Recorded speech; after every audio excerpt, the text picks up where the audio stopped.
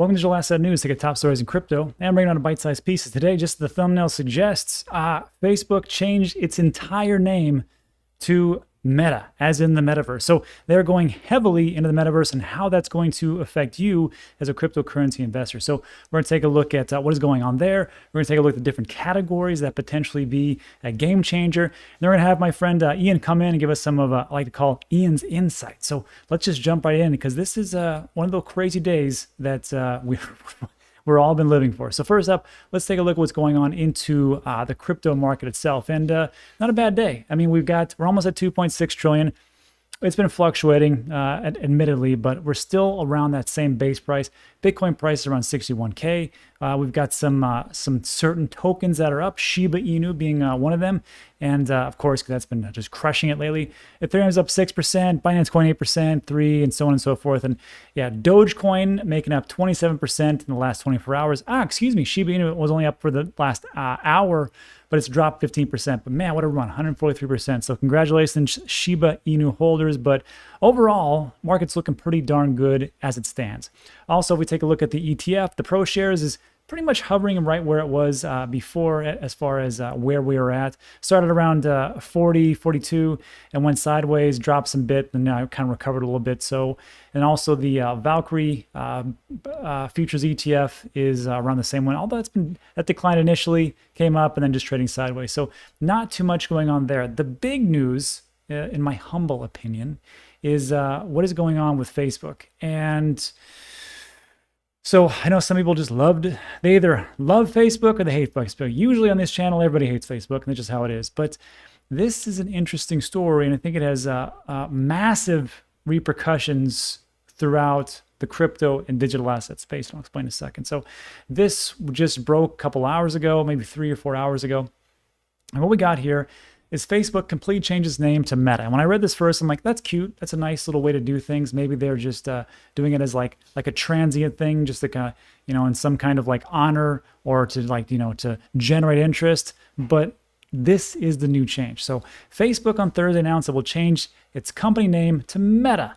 The rebranding also comes after the company has dealt with a barrage of news reports over the past month, stemming from whistleblower Frances Haugen's trove internal documents. But this is the big thing. So again, I thought it was just a small piece that they're going to change, and maybe just go right back to Facebook, because that's just how they do things, right? And just a nice marketing ploy. But no, the company will also change its stock ticker from FB to MVRS, as in the metaverse.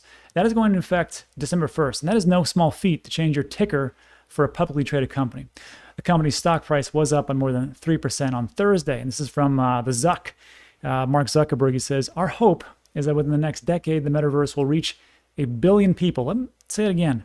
1 billion people. We've only got around 6.6 billion people on the planet. So it's pretty good reach.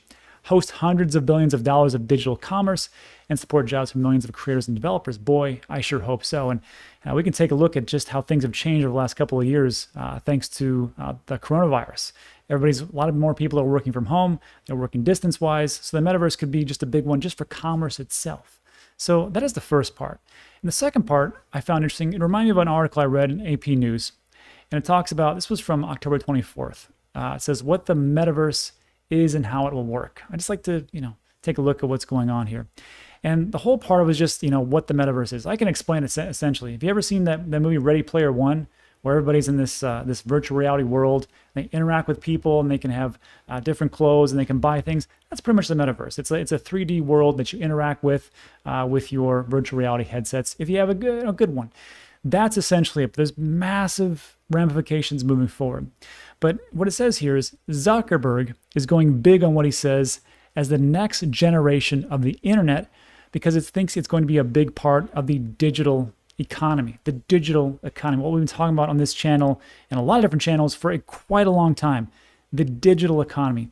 And it's a lot easier. And now I understand why Facebook was so keen on getting into cryptocurrency, because I know there needs to be some kind of universal payment system that they can use throughout the entire globe, because the US dollar just can't cut it.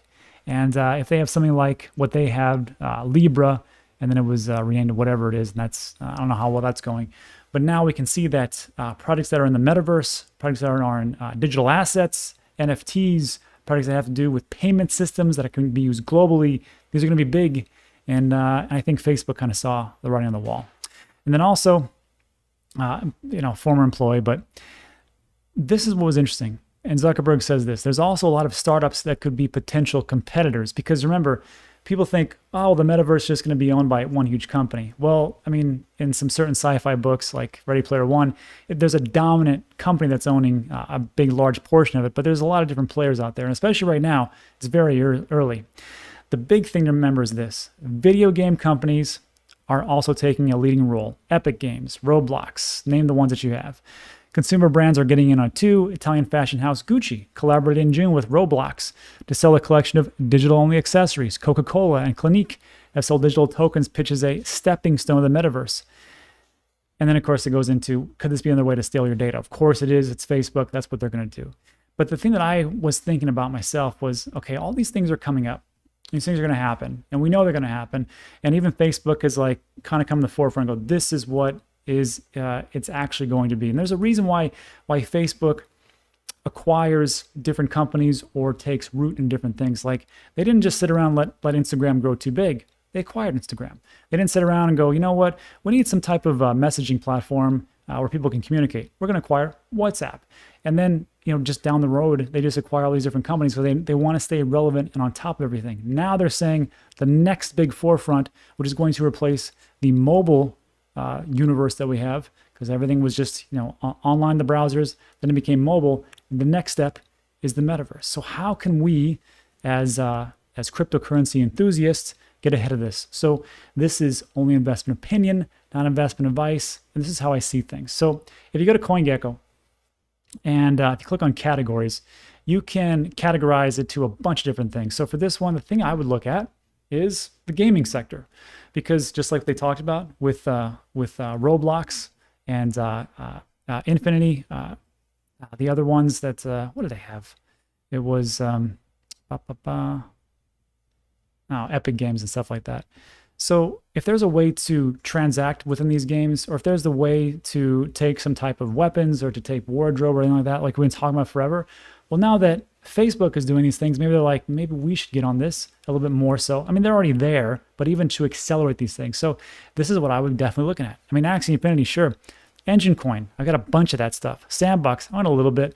Wax, be able to trade these NFTs and shoot these NFTs all around. Illuvium, Veracity, Yield Games, you have a game. I don't know anything about that one. Starlink, heard a little bit, ranked 227. Also, that's an easier play. And of course, look at the metaverse. And then I think, again, just because Facebook is there, they're not going to own everything. Take a look at Decentraland, the Sandbox, Yield Guide Games, UFO Gaming again, Starlink again, Decentral Games, Boston Protocol. That's for e-commerce and things like that. So again, look, I don't know exactly what's going to happen, but I can tell you this move from Facebook wasn't taken lightly to just go, let's just go into the metaverse. This could be potentially the way that things will go. And these are the products to potentially look into the future. Because I'm not really the expert in this sector, I'm going to bring in a friend of mine, Ian Bellina from Tokenmetrics. He's going to talk to us about what he sees and what he hears, especially about what happens with the metaverse and things to actually do a deep dive and look into. So let's jump into the interview. All right, so yeah, this is pretty big news. Like we just were talking about. I mean, look, Facebook changed their name to Metaverse. Not only that, they're changing their ticker name to MVRS. So like I was talking about, I brought in my friend Ian Bellina from Tokenmetrics, because him and his team, I should say, are the ones that do like the real deep dives consistently. So Ian, thanks for coming on, man. I appreciate it. Pleasure to be on. Thank you for having me. Yeah, so first of all, let's just get it out of the way. What do you think? Good move, bad move, or just crazy? Great move on their part, because one, the metaverse is this new trend of crypto and blockchain and VR and AR. And two, the Facebook brand has taken a huge hit. So in a way, they're basically pushing the reset button and starting all over and trying to bring in people who are in the whole metaverse, DAO, NFT space, and crypto into to basically accept them as a company. True. Yeah, that's crazy. And then you said something. So there's a couple of things I wanted to ask you. First of all, what do you think would be like some pretty good plays to get into? And second of all, what do you think would be is the next big thing? Because you had actually told me about something that's going to be bigger than NFTs. So let's start with number one. What's a good play for people to get into? DAOs. So I think DAOs, DAOs the next year, straight DAOs. yeah, Yeah. DAOs in the next 1 to 2 years Hmm. could be the same could have the same catalyst as NFTs this year. This year has basically been NFT season. The year prior was DeFi season. I think next year could be DAO season. No kidding. So okay, so let me jump back here. So let's take a look at CoinGecko. What kind of DAOs are we talking about? So, for example, recently this week, A16Z crypto fund announced investing and buying tokens in Friends with Benefits DAO, which is basically a social community DAO of people in the space who are trying to build something greater for the crypto community. And Yeah. it's really tokenizing culture and community. And I think that's something that's going to be huge because we've seen DAOs grow with DeFi projects, but now people are launching DAOs just for anything, right? So from buying NFTs, from doing events, from collaborating together. And if this can be a way to get ownership and be a part of that, I think that's huge long term. In that sense, for example, there was a DAO that purchased a bunch of CryptoPunks at a very cheap price, right? I think they purchased over 100 CryptoPunks, right? What? And now, so I believe at that time to get into that DAO, it cost about uh, 300 Ether, and now it Right. costs about 3,000 Ether to get in. So this DAO Unbelievable. is so expensive that you have to pay basically more than $10 million to get in. So okay, so I'm going to bring up. So I'm on CoinGecko.com in the categories to the DAO Maker ecosystem. So here's what they have. This is interesting. Orion Protocol, DAO Maker, Horde Fear. This can't be everything. No, That's for sure. no. So that's not it. But some DAOs to keep an eye on and to Yeah. just see how other new DAOs model them. Mhm. Pledger DAO, they basically they're DAOs that invest in crypto assets, from buying NFTs to buying crypto assets to community DAOs, right? And Right. for people who want to get alpha, who want to get insights at a deep level with people who are very well known in the space, Hmm. you have to basically buy access to these communities. And these communities are tokenizing themselves. That makes sense. Like we always talk about. So Ian, how do we get into those types of communities? Is it all based on invite only? You have to go through the Discord, or how does that work? So, for example, let's take Ether.rocks, right? Okay. Very, very expensive. They're basically NFTs that were just rocks. But the reason why people were spending millions of dollars to buy them was because there are only 100 in the world.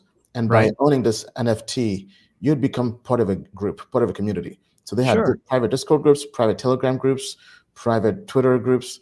And one person posted on Twitter that just by joining this group, he's got so many insights that he's made $1.5 million in the last 1 year from the tips and investment advice being shared in these groups. Right?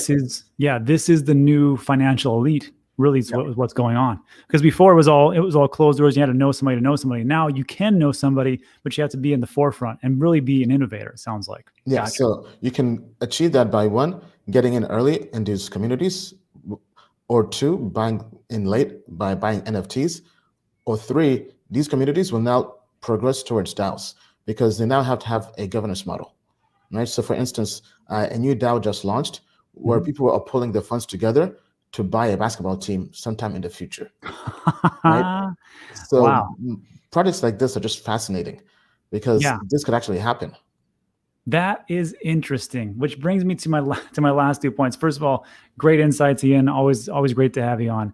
So with this one, I will just say, if you guys are interested in insights like this is Ian's site, and him and his team have built a pretty good information hub called Tokenmetrics, and you can sign up. Ian, anything you want to go through as far as what to look over here? Yes. So this is the new and improved Tokenmetrics version 2 we launched recently.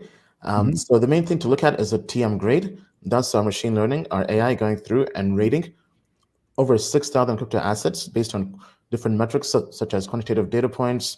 We have trading signals that tell you whether or not we're bullish or bearish. So, for example, our AI has been very bullish on SHIB and also on Sol, so Solana, Shiba Inu, Illuvium. Sure. So, for anybody out there who's a trader and wants to find these new projects early on and know when to get in and also want to take profits, this is a good platform for you.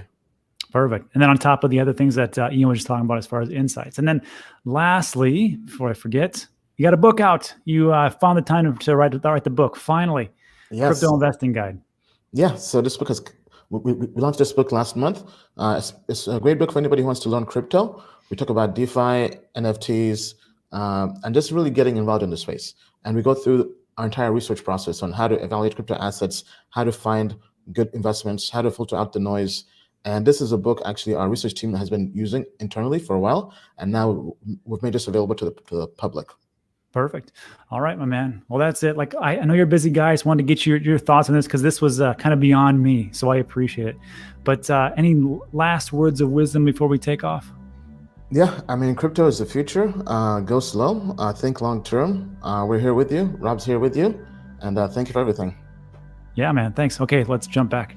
All right, so I hope that helps. I want to thank Ian again. That was pretty great stuff.